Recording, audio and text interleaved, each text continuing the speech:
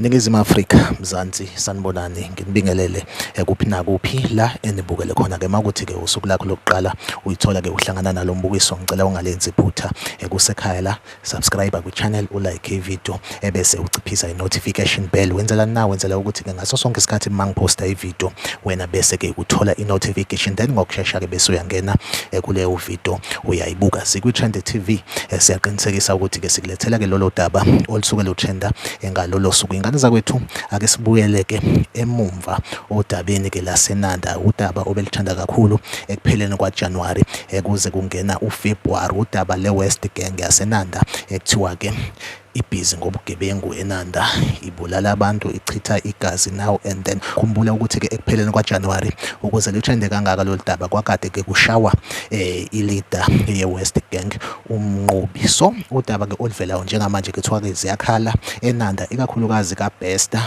eMzomusha, kanjalo nakhona futhi-ke khona laphana-ke endaweni ekuthiwa isenhlongwane, kuthiwa-ke njengamanje-ke bafethu-ke ziyakhala i-West Gang ibulalana yodwa. Njengamanje kuthiwa-ke kubangwa sona-ke isikhundla sokuthi ubani ozophatha manje-ke iqembu le-West Gang, nombani-ke uzizwa ekulungele enamandla ukuthi aphathe iqembu le-West Gang. So akunameeting ebanjwayo, kodwa umuntu uyiveza ngokuthi kuzoba khona ababulalayo ukuze kugcine kuyena i-leader, ukuze laba abanye bamsabe then abe yi-leader, asatshwe iwona wonke umuntu abaphathe. So bafethu-ke amagama asebeshonile anginawo, igama nje enginalo lo yedwa umfana engimaziyo okhona futhi laphana khona kaBesta, noma ngithi nje isenhlongwana cause uBesta ngizothi ungala komgaqo ka left mawuyenta uZuma, inhlongwana ingala ka right, so useduze nje komgwaqo. Lo mfana-ke engathi ngiyamazi, igama lakhe kuthiwa Uyaya, ushawe-ke nomngani wakhe ngithi iNgolosini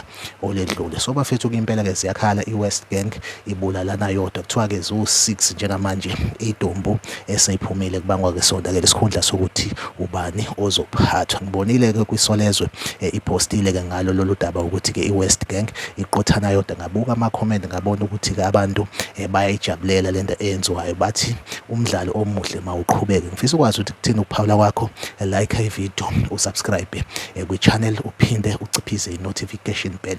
Ngizohlezi ngikhona ngoku-update ngokwenzakalayo khona-ke eNanda, ikakhulukazi-ke izinto bafethu-ke ey'trendayo izona-ke engiyaye ngiphoste ngazo, ikakhulukazi-ke ey'hlanganisa amaphoyisa kanjalo nezigebengu. Inhloso bafethu-ke ukuveza iside elihle ngamaphoyisa aseNingizimu Afrika. I-team kaMkhwanazi i-NIU bafethu sihlangabezane kwi-comment section, siphinde sihlangabezane kwividiyo elandelayo.